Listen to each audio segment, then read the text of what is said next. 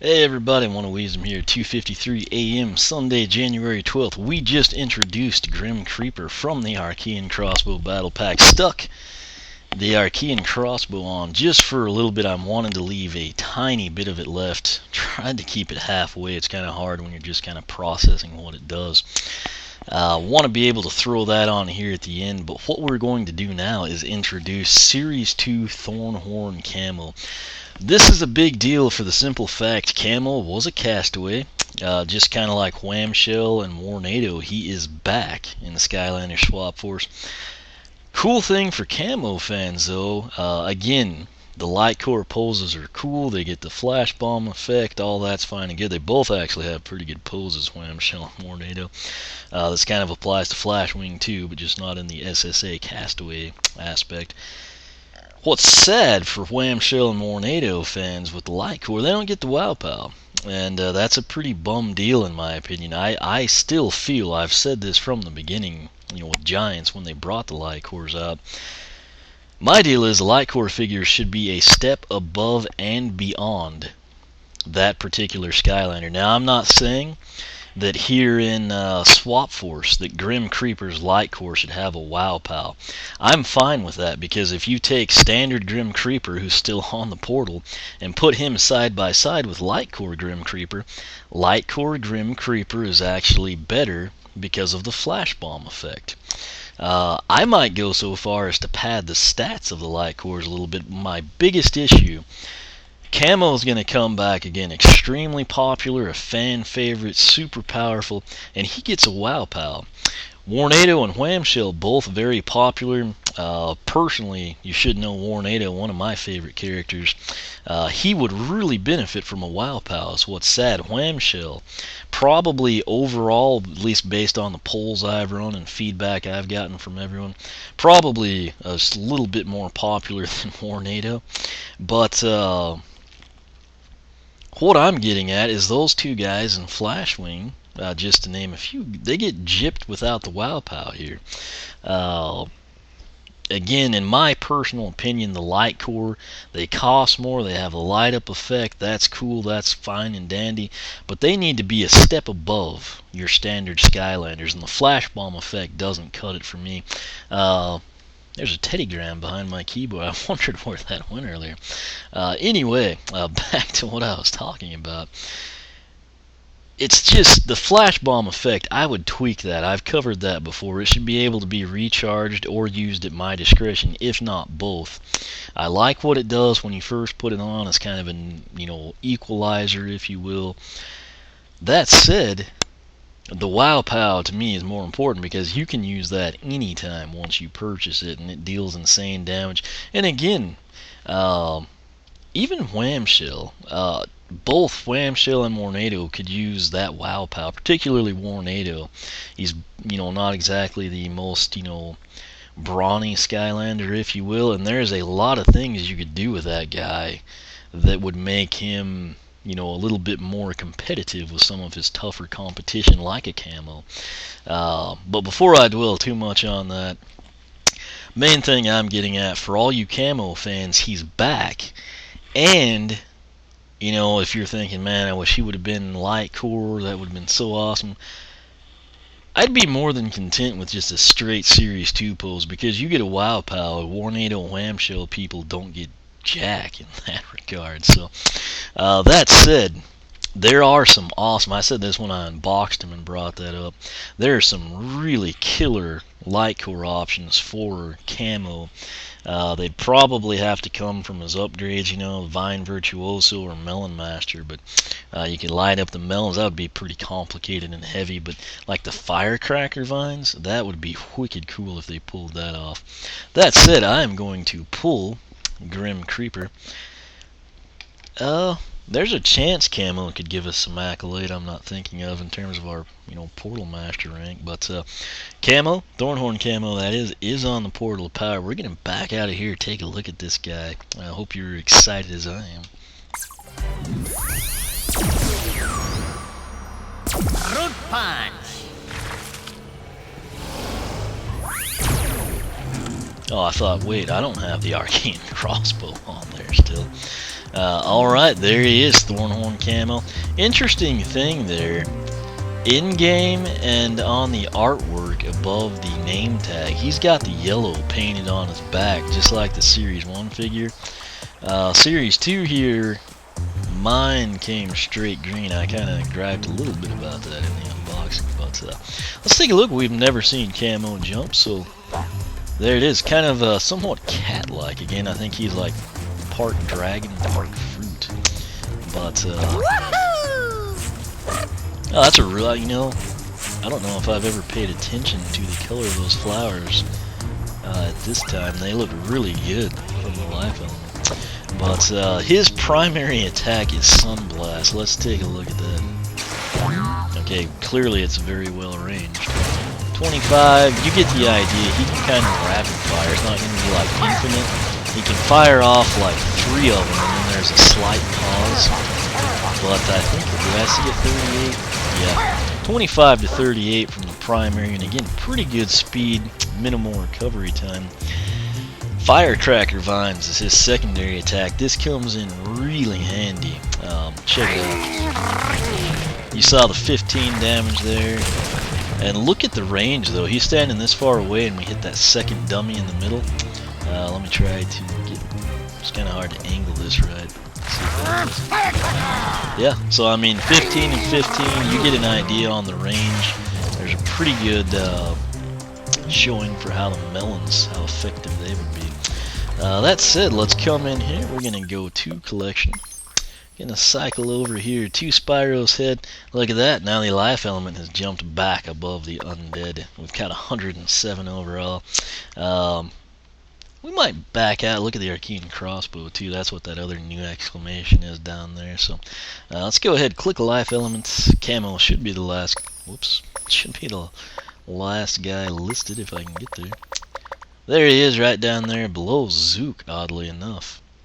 I guess that's who the last one I had on was. Anyway, Thorn Horn Camo, Series 2, slogan Fruit Punch. Let's take a look at his bio. It is short and sweet. That's a pretty awesome look right there. Usually I'm not too fond of these. There's been a couple I've liked really well, but looks like there's firecracker vines kind of stemmed out in front of him. You've got the melon munches in the back, two kind of more front and up close.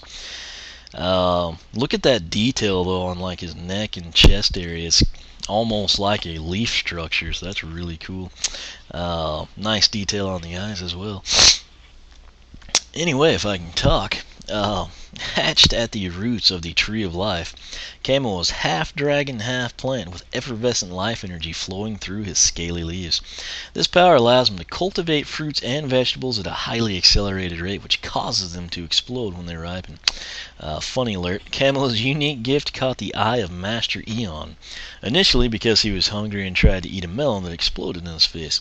But upon realizing his true power, Eon convinced Camo to help the Skylanders protect the world. So, pretty cool story there. You can picture Master Eon walking around, coming across a watermelon he decides to eat, and then it blowing up in his face. So, picture that. It's kind of a, what is that guy's name?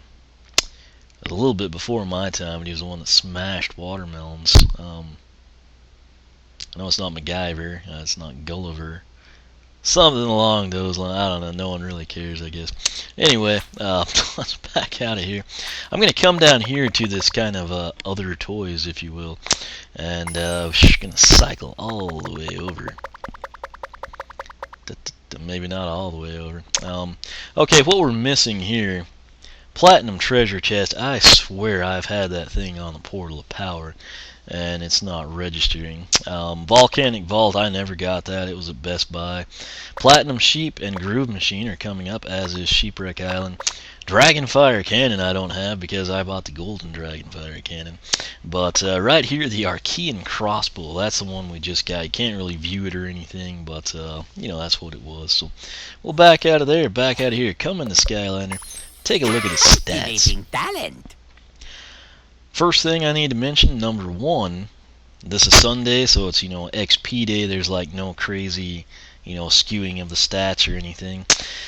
Other thing I need to mention, apparently, unbeknownst to me, that second solo survival arena gave me +1 critical hit, so Camo is technically sitting at 6 box stock. Max health though 300, that was really respectable back in the day. Speed 50, that is pretty good. Armor 24, critical hit again 6 box stock. With that thing we did 7. Elemental Power, he's up 63 from 25. And I have the hiccups, so bear with me on that. Gonna back out, take a look at his upgrades. This is the big one. Sunblast, that's a primary attack with Showcase. Press Y to blast enemies with concentrated life energy. Secondary attack, Firecracker Vines. Press A to conjure up a fast-growing vine of explosive melons. Now he's got 4 base purchased upgrades. You got Searing Sunblast. Sunblast does increase damage.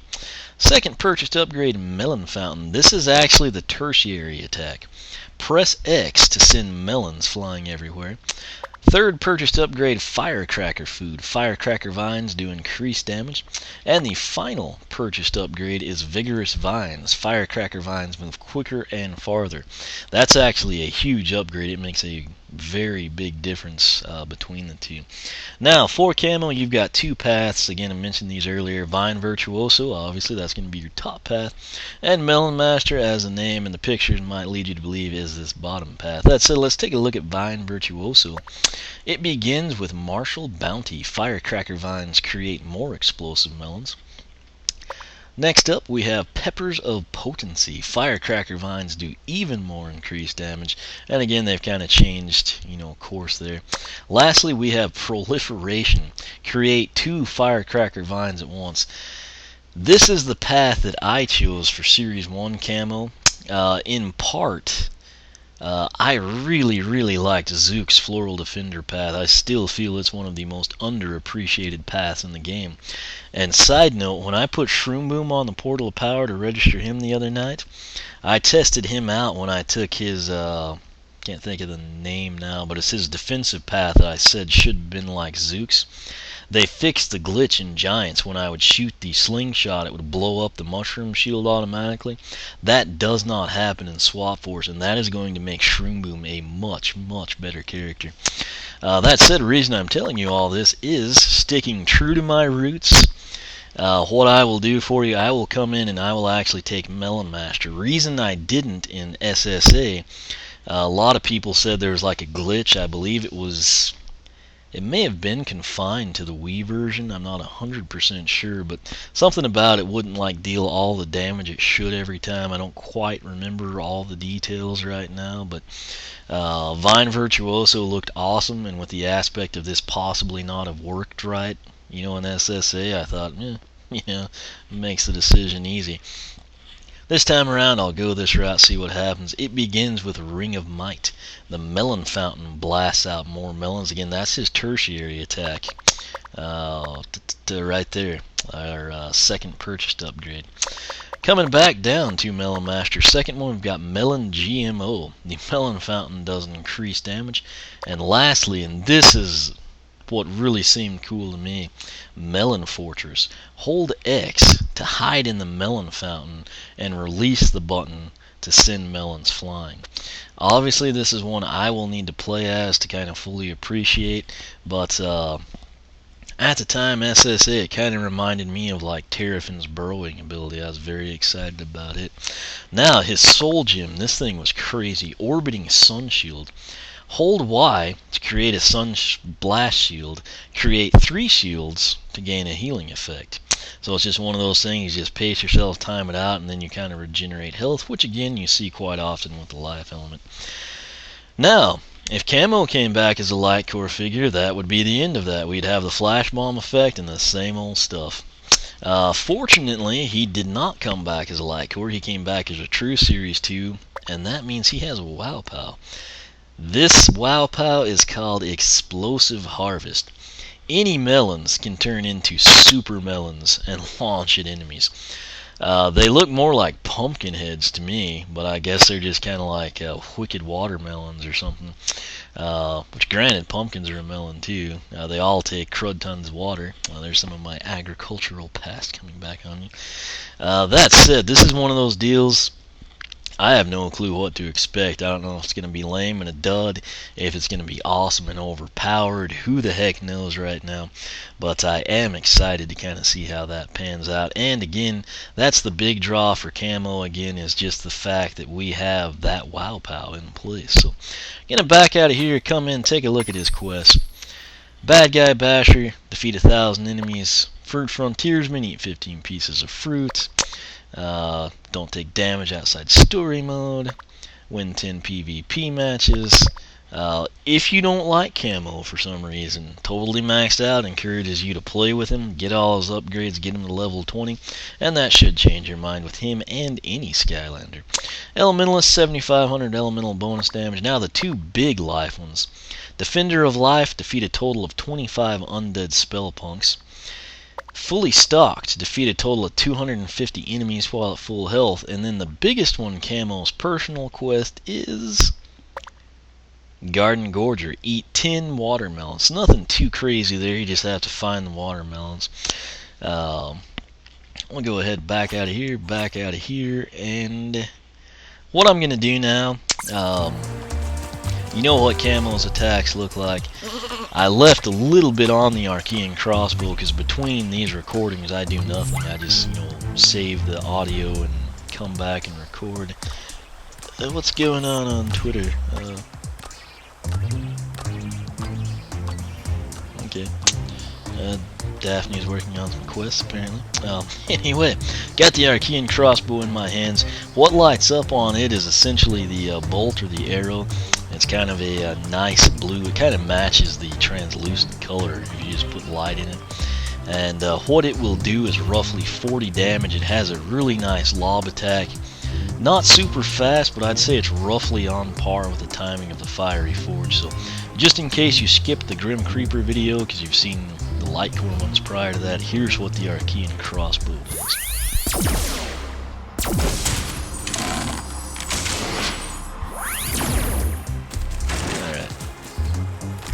You get the idea. 1 Mississippi, 2 Mississippi, 3 Mississippi. Roughly 3 to 4 seconds just for that thing to actually follow through. If I move, the crossbow will move automatically.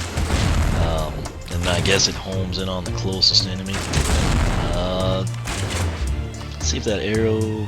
No, that arrow's never coming down. So apparently when it dissipates, you're done. So that's interesting.